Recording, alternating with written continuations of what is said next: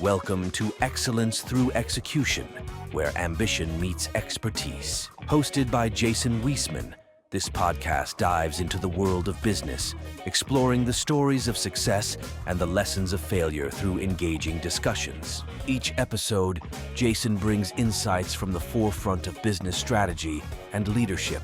Get ready to discover the keys to business excellence. Hello and welcome to the latest edition of the Excellence Through Execution podcast. As always, I'm your host, Jason Weseman, and today I am joined by Adam Schneider, President and CEO of MEKCO in Newton, Wisconsin. Adam, thank you so much for joining us today. Hey, good morning, Jason. Thanks for the invite. Love it, love it. I'm very excited to learn more about you, your background, your organization. Why don't you kick us off with a brief background as to who you are and what you do? Okay. Adam Schneider, I grew up here in Wisconsin, outside of Kiel, a country boy.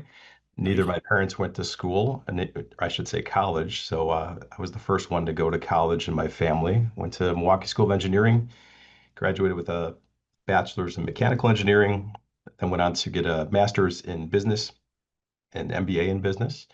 And I've been in this role for the last, it'll be 21 years this October. Excellent. Blessed to be married, 2 kids, and living the American dream, as they say. Yeah, love it. Well, kind of give us a little background on MEKCO. I know it's a division of Concept Works. Maybe kind of walk us through that hierarchy. Yeah, the backstory.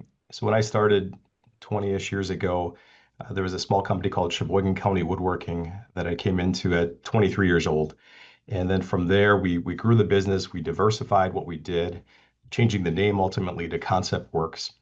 And then in 2014, we became aware of MEKCO as an opportunity to acquire a complementary business to who we are, what we do.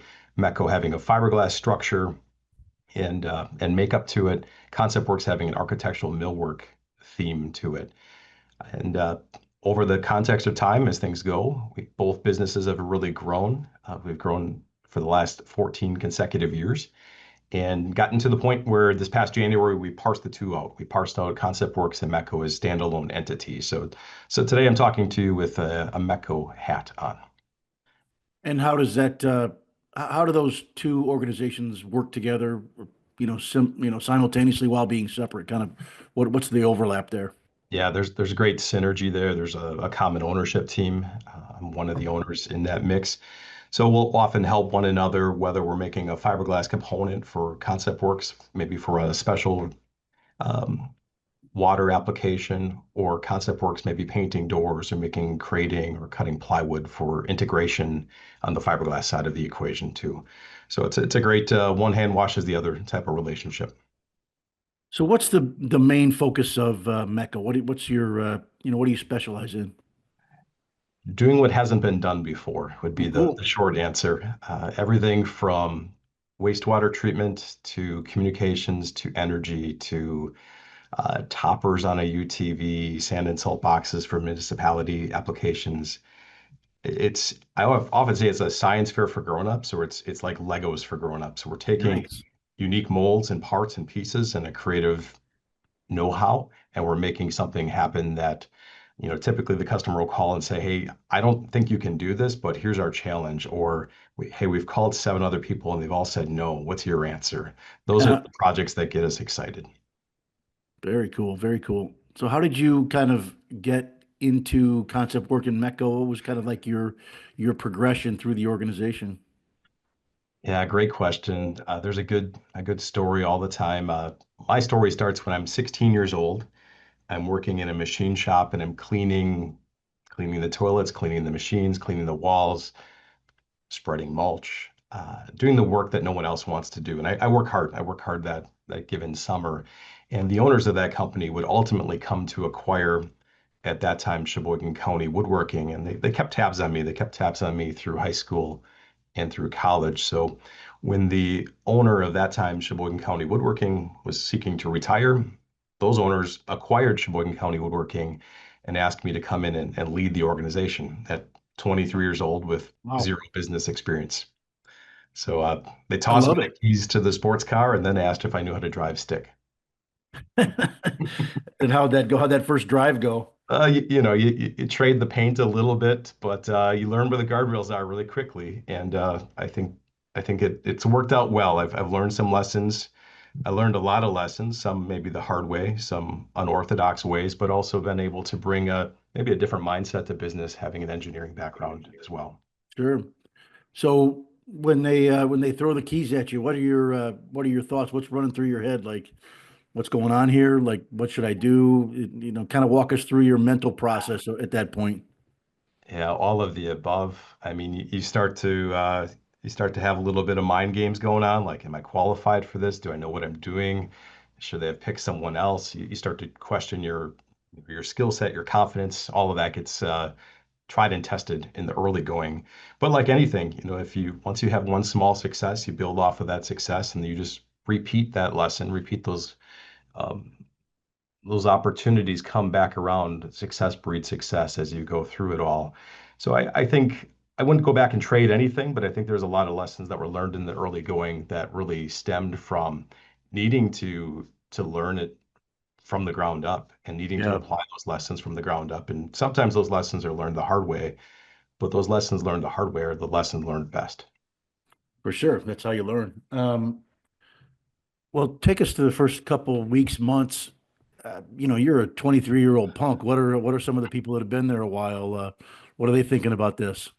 Yeah, back then I didn't have facial hair, so that was one of the first things I tried to do For was, sure. was was grow a little facial hair to. I'd go into meetings and they'd say, "Oh no, we're here to meet with Adam. Where's your boss?" I'm like, "No, I'm Where's the that president? guy." So, um, like all things when you're 22, 23, not everyone gives you the full benefit of the doubt. They don't necessarily lead with respect or lead with trust. It's you got to earn that. You have to work your way into that equation.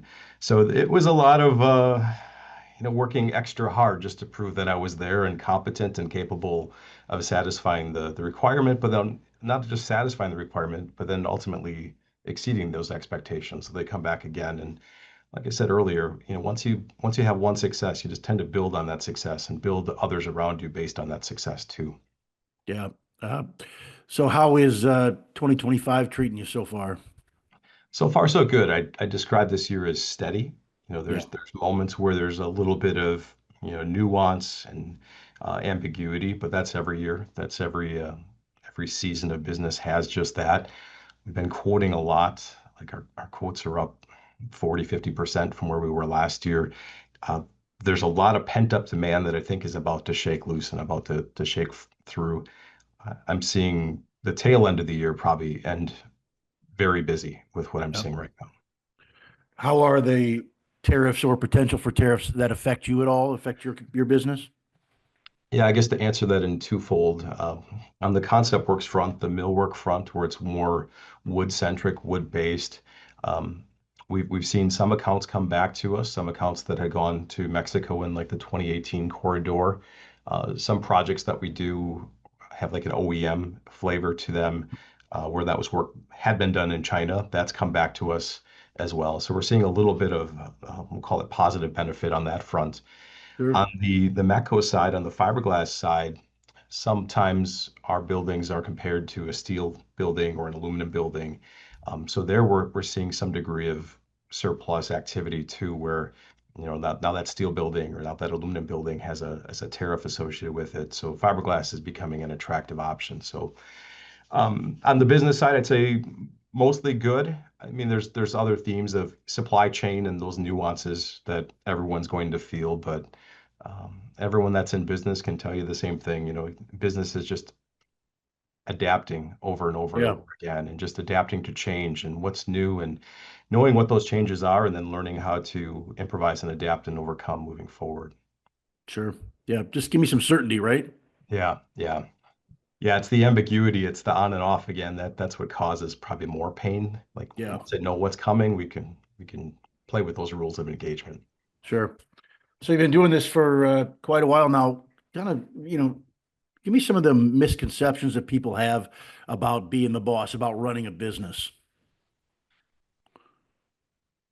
I think there's that initial misconception of, oh, it must be nice. And, Yeah. you're lucky, you have everything you want, X, Y, or Z. And people do some fuzzy math. They can fill in the blanks in a unique way and make assumptions and presumptions. But well, Jason, it's not just that. All that glitters is not gold. There's a For lot of sure. sacrifices that go into running a business, sacrifices that are often not seen, not dwelt on. And we all pay our dues. We all pay our dues at different frequencies and at different rates in the context of our quest to lead a business. But I guess when those conversations happen, I tend to level set it and I tend to bring it back to what is success? What defines success to you? Um, to be success isn't a title. It's not where you work. It's not what you drive. It's not what's in your bank account.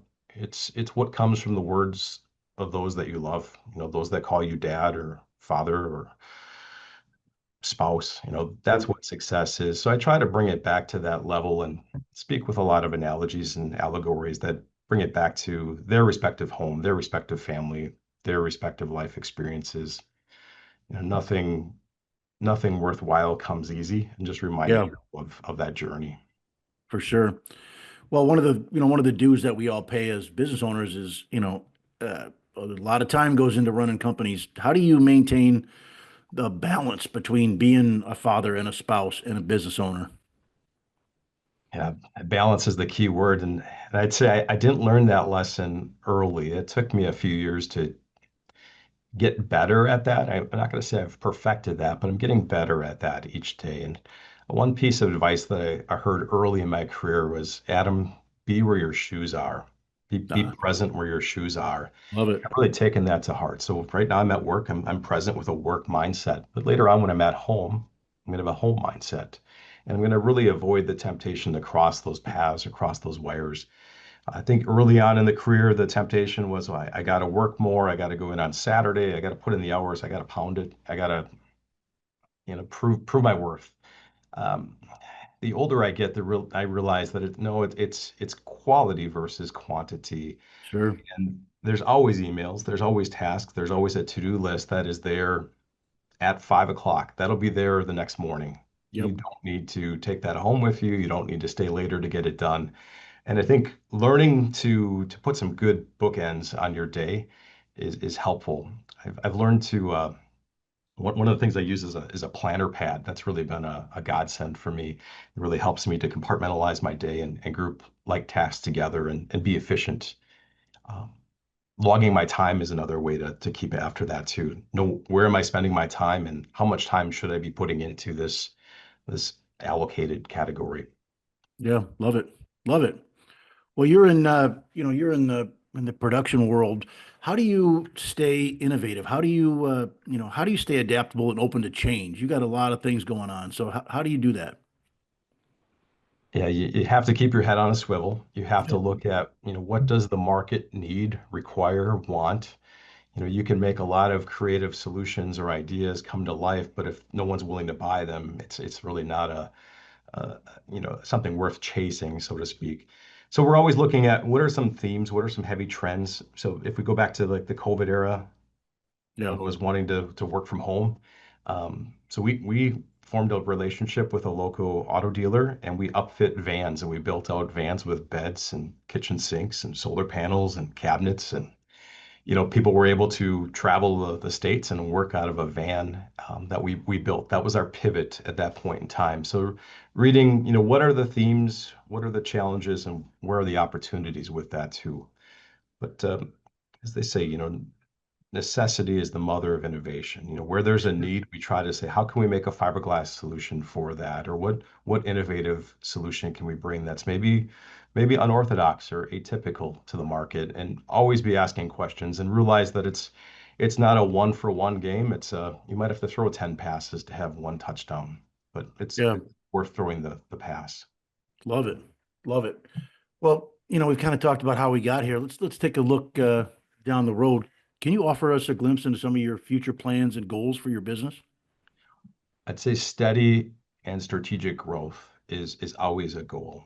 And we talked earlier, Jason, that if you're not growing, you're dying, right? You Yep. can't stay status quo. You can't be comfortable either. And that's maybe a misnomer in life too. People chase comfort. They chase cushy, but we weren't made for comfort. We were made for greatness, to quote Pope Benedict XVI. So chasing what's next is always a theme. And sometimes that's on the edge of your comfort zone. And sometimes that requires growing people, that requires growing space, growing technology, growing processes, leaning out processes, making systems more visual, more fluid, more efficient. So all of that's always part of the equation. The goal is always to be 1% better than we were yesterday. Sure. Uh, I lived in Chicago for 10 years. I'm a Cubs and a Bears and all that fan. So I'm just going to guess that you're a Packers fan. What do you think about the Pope being from Chicago? I mean, we'll take a pope out of America. I mean, that's awesome. I was really, really surprised by that. But Crazy. a pope out of Chicago, we love him. We love him. Pope Leo the 14th will. I have good hopes for our new pope. I was very caught off guard with that announcement last week. But Everybody was. I mean, I put a couple dollars on the pizza guy. He didn't come through for me, but I'm glad that Pope Leo is going to do well, I think. I hope you can get him on your podcast here, Jason. That'd be great. That would be impressive. I'm going to do my best. He's got a good story to tell. Yes. Hey, Adam, this has been awesome, man. Let me get you out of here on this. Take yourself back to when those keys were thrown at you and you're kind of deciding, man, is this what I want to do? Is this a good move for me? How's this going to change my life? What advice would you offer to aspiring entrepreneurs or people that kind of want to do their own thing? What are some of the challenges they're going to face? Keep it all in perspective. Yeah. Your definition of success will come and go and change as you mature in life. So keep family first and foremost in your goals and in your goal setting. Be consistent, show up. Most things that are worthwhile aren't attained in 1 week, 1 month, even 5 years. You got to put in the effort. You got to put in the time. But like we said earlier, find that balance. Be sure that you're putting in time where it matters and not time for the sake of time. Yeah. Have a sense of humor. Have fun with it too. Don't take yourself so serious. Learn from your mistakes. Realize that you will make mistakes. And if you're not making mistakes, you're probably not throwing the ball enough. You're probably playing it too safe. You're probably holding the ball and running. You got to throw it downfield once in a while. And just keep it in perspective. We could walk through a cemetery today, Jason, and look at a lot of gravestones of people that were business owners or leaders. It doesn't say business owner or leader. It says father of, or Yep. Husband of. yes. So keeping that end game, that end goal in perspective, you got to be a good person as you go through this journey we call life. Love it. Love it, man. Well, hey, man, this has been awesome. Thank you so much for your time today. It was great meeting you and hearing about your journey. You're welcome. Thanks for the invite. You're awesome, man. That wraps up this episode of Excellence Through Execution. Thank you for joining us, and I look forward to seeing you in our next episode.